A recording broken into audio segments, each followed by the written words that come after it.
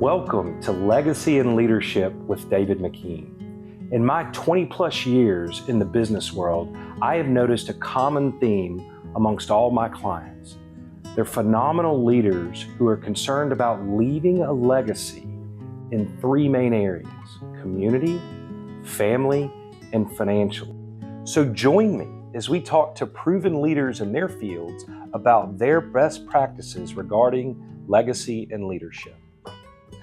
Welcome to Legacy and Leadership. I'm David McKean. Thank you for joining us today. I'm super excited to have our guest, Jordan Jones. Jordan Jones is a native Mobilian, and he graduated from UMS Wright High School. He attended college at UT in Austin, Texas, and graduated in 2006 with a bachelor's in business administration. After school, Jordan joined Deutsche Bank in New York and spent time with them in an advisory role in mergers and acquisitions for a couple of years. He then moved on to Richmond Hill Investments, where he sourced and executed investments across multiple asset classes and industries. Since 2016, Jordan has opened his own firm, Medora Partners and Medora Value Equity. And so Madora now is located in Mobile, Alabama, here. And so one of the other things that I love about Jordan's background and current history is he's chairman of the board of a public charter school, which is commonly known as Accel Academy, with over 900 students in grades 6 through 12. So welcome, Jordan. We're glad you could join us today. Thanks, David. Absolutely. So I'd like to spend a few minutes before we jump into Accel Academy and leadership and your history there, really just trying to understand your background and give the audience an idea of where you're coming from and what shaped you as a leader. So it's not very common for people in this area, right, in the Gulf Coast and Mobile, to have worked on Wall Street. What led you down that path? Coming out of college, Texas was a bit of a place that a lot of firms in New York recruited from. Mm-hmm. And so folks that were older than me and in classes had migrated that way. I was always interested in living somewhere that was a larger place, more action and things like that. And I was originally pre-med going into college. Okay. And that changed. Mm-hmm. I think one day I was sitting in biology and just like, I don't want to do this anymore. And so I ended up moving down the finance route and did some different things. Like I interned in Washington, D.C. in the Department of Commerce one summer, and did the same thing in Atlanta as well. Ended up deciding if I was going to go do this, I should try and live in New York City for a couple of years. Yeah. Well, a couple of years turned into 10. Yeah. And then, kind of here we are, I guess. Yeah. What was it like living in New York City and doing the Wall Street thing, if you will? Well, I guess I'd say two things. Like professionally, the advantage of living there is you get a lot of reps. Mm-hmm. So you're working a lot. That is the primary focus of your life. Most people, in their 20s are not focused on having children or anything like that. Right. And it's really a professional development thing. There's a health aspect to it, place people go to gyms and things like that. But I'm saying, so that's one thing is you kind of accelerate the amount of experience and mistakes. Okay. And so it's a good place for that. And then the second thing is on a personal level, I lived multiple phases of life there from a standpoint of single, mm-hmm. Engaged, married, one child, mm-hmm. and then ended up leaving. So it's mm-hmm. a cool place to experience all of that. Yeah. And I don't regret it one bit. Yeah. Awesome. How did your time on Wall Street in New York City shape you as a leader? Well, I mean, first of all, you come into contact with a lot of different people from a lot mm-hmm. of different backgrounds from all mm-hmm. over the country. Most of the people there were smarter than me. Most of the people there worked hard. And then I think you learned a lot about like integrity and things like that. It's a place that's highly competitive, and highly mm-hmm. competitive can turn into cutthroat. Yep. And so you get used to that, or you kind of get an understanding of what that's like and people, and kind of who you want to work with and what's important. Yeah. I was fortunate to work with some really great people for my entire time there. Yeah. That doesn't mean I didn't come into contact with people who necessarily weren't, but yeah. So it was just a really good experience, and I think you get, like I said, I just circle back. You get a lot of experience in a shorter amount of time because of the velocity of how things happen and move. So yeah, I bet you saw a lot of different leadership styles during your time there. yes, Yeah, yeah. And you go from, quite honestly, I mean, I know Texas was competitive, right, for your undergrad, but, perhaps a big fish in a small pond in the Gulf Coast to perhaps a small fish in a big pond in New York. How did that shape you? Did it make you more competitive? Did it make you run faster, run harder, run smarter? How did that shape you? I think at first you're worried about whether you're as good as other people and things like that. Like that's natural when you're moving there when you're 22. Yep. You're not mature. Right. Not that I am now, probably, but you're trying to learn all that. And I would say, over time, I think you become more introspective. Like you understand, how can I contribute? Like, what am I good at? Yep. I think one of my bosses, actually, I'll give him kind of, thoughts there from a standpoint of kind of saying, like, these are the things I think you do pretty well. These are the things that I think you need to work on.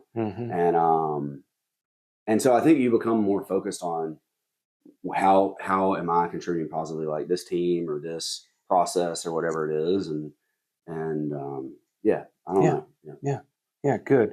So what led you to start Medora Partners?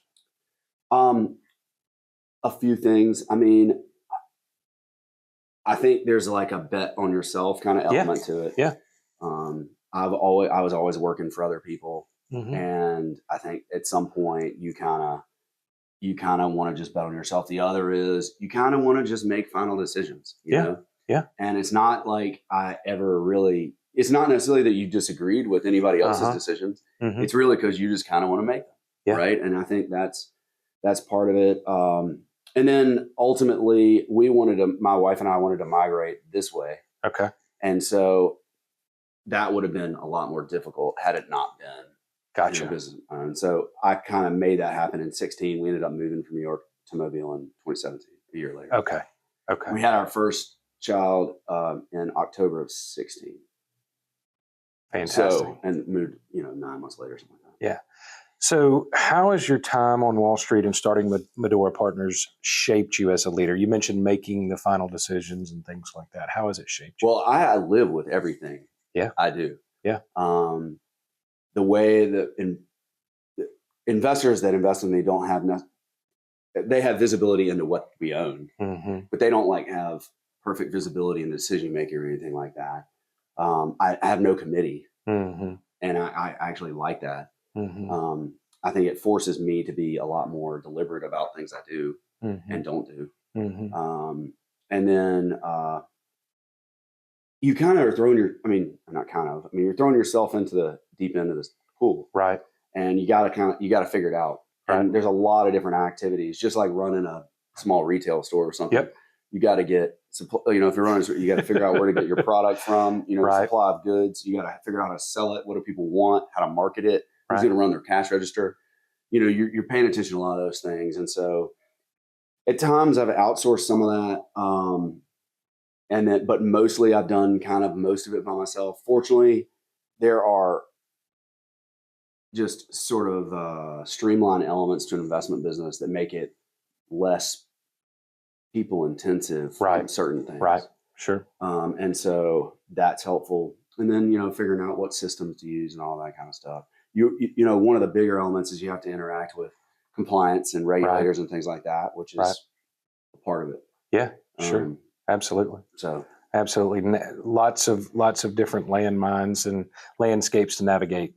Yeah, you got to navigate it. That's probably the way to put it.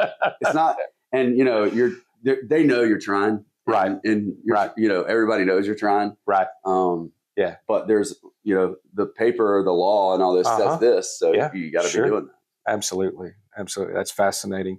Yeah, I'd really love to spend the bulk of our time talking about Accel Academy and your work there because, through research, through talking to you and through, quite frankly, press releases, I'm just fascinated at the transformation that's taken place at Accel Academy. So if we could take a step back, Accel Academy was founded in 2017, correct? That's right. Okay. So summer of 2017. So how did you become involved with Accel Academy?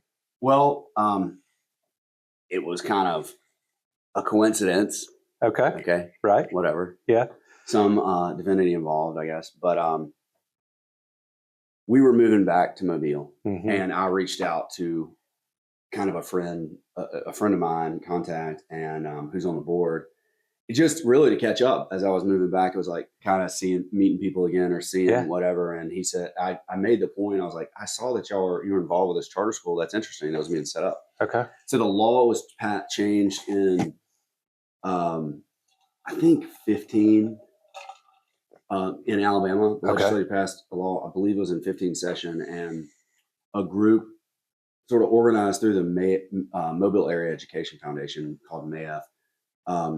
They sort of put together this charter school and the plan and the strategy and all this stuff behind kind of two leaders, Carolyn Akers and Jeremiah Newell. Okay. And Carolyn was like longtime trailblazer in education initiatives.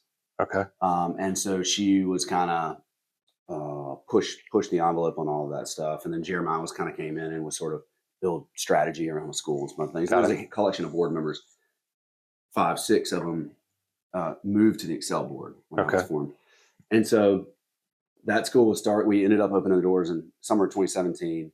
And I guess I kind of had this interest in charter schools. I had experience with them in New York City, not direct hands-on, but that's where I became, kind of knowledgeable about them. I remember going to to my boss's apartment at some point when he had a fundraiser for charter school. Okay. And I was like 25. I had no idea what this was. Right. And I went and kind of heard a little bit about some of the stuff, and then had a little interest after that, and it kind of dovetailed one way or the other, and I kind of it circled back, I guess, at some point. And so that was it. It was a good timing, and and I got involved right at the beginning, and there was a couple other board members like that. I wasn't one of the 5 that like set it up, started in kind of 15, 16. But we were there before the first day of schools. Okay, fantastic. So is it fair to say that through your boss's leadership, you became interested in charter schools, and then when you came back to this area, you were looking for that, and that's how you. Yeah, I think it kind of came to me. I mean, I agree with the first part. Yeah, like that was my experience. I had none other than that. Right. Well, there also was a documentary. You may have seen it or not. It's called Waiting for Superman, and it's about the New York City charter school lotteries. I didn't. And it's actually, I recommend everybody watch it. Okay. What's the name of it? It's called Waiting for Superman. Okay, Waiting for Superman. And so that and that kind of experience kind of dovetailed where when this situation arose, yes, I was like, I said yes because I had that backdrop. Awesome. So what was it like being on the front side of this new birth here locally, right? Talk about that from a leadership perspective. And I'll tell you a couple of different things. Let me give a little backdrop of the school at that time. So we opened with, it was like 220, 230 kids, 9 through 12. We were behind Bel Air Mall, over in this basically office park. Okay. And it was a neat space, small. We had no central activity space, meaning no way to talk to kids collectively. It was just classrooms. There's a hallway and a lunch area, but I'm saying there was no gymnasium or anything like that. So that's how it started, and it grew a little bit every year. We really were tapped on space, and then when COVID happened, we kind of got together, and I was making the point like, hey, let's make this the best thing that ever happened to us, because at that point in the world, all the big boxes were shutting down. All that type of stuff. So there was we didn't know about this, but we were part of this trend going on in the country of charter schools grabbing like big box spaces that were closing. I see. Well, after we did it, we were like, wow, other people have been doing this. It was kind of, a funny process, I guess. But but it made total sense. I mean, we took over the Virginia College space in 2021-ish. Okay. That's by Accel Academy in the Festival Center. Yep. And so that was modified from essentially a for-profit college space to what I say is putting in toilets for middle school students. Okay. That's the point, right? So we had to kind of make it for a younger age and all that. And so it was a remodel, but it was lighter. Like we had the classrooms and everything. It was more furnitures and furnishings, fixtures, and bathroom type stuff. Okay. So then that's when we started in middle school. Okay. Now, going back to your question, so that's kind of the backdrop. Going back to your question, in the early days, and honestly, this is 8.5 years later, I think the understanding of what a charter school is still fairly limited in this area. But it was minimal at that time. Very limited then. So we started these programs. They called them, you know, a lot of people do this type of stuff, lunch and learns, and you'd come in for 45 minutes, have a sandwich, and then, you know, you'd know something about it. And we would always try. There's a lot of the charter schools are political, like it or not. It doesn't matter. They are political. We try not to focus on that whatsoever. And we try to, anybody who's pro charter schools or against charter schools, we say, why don't you come meet our kids and then tell me your, you know, we're not trying to convince you about the whole institution, but how about we just think about it from a local child per child perspective. Love that. So, you know, you're kind of cutting through a lot of noise around them. There is a growing, still small but growing charter school contingency in the state. There's an organization called New Schools for Alabama, which is sort of the spearhead group, if I could use that does some support services and things for charters, but also as a funding mechanism, kind of liaises between other national nonprofits or federal funding or whatever. And so they've been a huge partner of ours. I can't emphasize that enough. And then so, it was a lot of work from the beginning. And I was a board member involved in certain committees and things like that.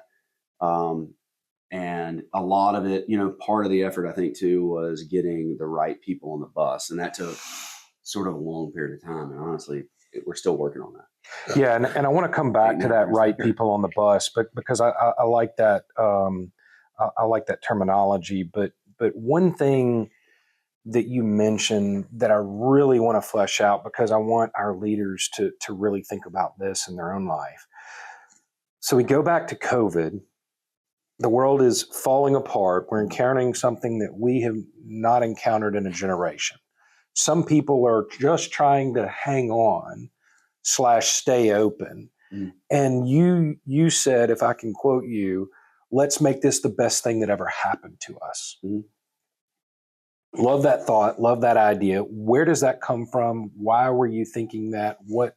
Tell me more about what was involved in your thought process. The world was in chaos. Yep. And coming out of it, if there's anything I've learned in any experience, it's coming out of this. There's going to be people that do well and there's people that not do well. Yeah. And so let's just make sure we're in that camp that does well. Okay. And so we have to have initiative about that. Yep. We've got to be all aligned. We got to be rowing the boat in the same direction. We got to take some risk. Yep. Okay. Not crazy to put the institution at risk or anything, but let's go see what we can do. So, you know, we started a program to kind of say, all right, we evaluated. I probably saw me and Jeremiah and Richard Perry and probably one or two others that I'm missing, probably saw 15, 20 spaces. Okay. Right? Wow. The Bruno's that was at University and Airport was closed at that point. We walked that. I mean, everything was kind of, we walked old car dealerships. Yeah. And I mean, that we eventually found this Virginia College space and it just made a ton of sense, like economically and all that. So, but yeah, I think it's a mindset, and you either become a victim or you work for, to put yourself in a good position, not against anybody else. That's not what I'm saying, but like, hey, we can improve ourselves through this process either way. Was there any resistance internally? No. Good. I mean, I think there were certain people, like you said, that maybe they were scared or what's going to happen here in the future. Keep in mind, when this was going on, a lot of the public schools in the country are shut down still. Right. We're in 2020. All the schools are closed in 2020 from March through May. Right. On 21, a lot went to remote learning. We did not. Yeah. So we said, you got to be in school. We offered some different types of programs and things for some virtual stuff. We put I'm going to mess up this because I'm not technology oriented, but Sure. like robot type screen Okay. things in the classroom. Okay. A bunch of other schools did that. And so we got that, and we did the best we could with what we had, but we certainly weren't just going to sit back and let it come to us. Yeah. I love that. I love that. So I'd like to spend some time talking about the transition phase, because from our prior conversations, it felt like Accel got to a certain point, and then perhaps it needed a fresh makeover in a lot of ways, whether it was from a people perspective or whatever, or a different mindset shift. And I want to use this in the context of the phrase you said earlier of having the right people on the bus, right? But you intimated to me that at some point you didn't have the right people on the bus. Can you talk about, as a leader, number one, how you identified that, but then your steps and process, whether you personally or the board or whatever, that y'all went through to figure out who were the right people that you needed on the bus? I think too, let's think about what happened to Accel and what happens to a lot of businesses. Okay? Right. Or organizations. The day you start, look at mine, look at yours. Yeah. Your business looks a lot different than it did the day you started, right? And I think the people involved at that time, including yourself, right, me too, might not be the best people to be running everything 10, 20 years later. Right. And so you see people eventually, like founder-led business, may bring on a CEO at some point, because that's a skill set that's unique. Right. So I think that, like, if you think about Accel, we started with 200 some odd kids, only 9 through 12. We then in 21, we move into a 60,000 foot shopping center space.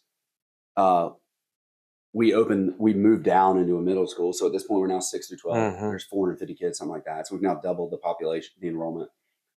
And then we have a trajectory of the space that we think we can get to, 800, 900 kids. And so at that point, there's a lot of that to process. That is a much bigger business than it was. You have other things that the regulators or government, whatever you're thinking about, force you to do at those times. And so just meaning like checks and things you have to go through when you're a bigger program. Right. And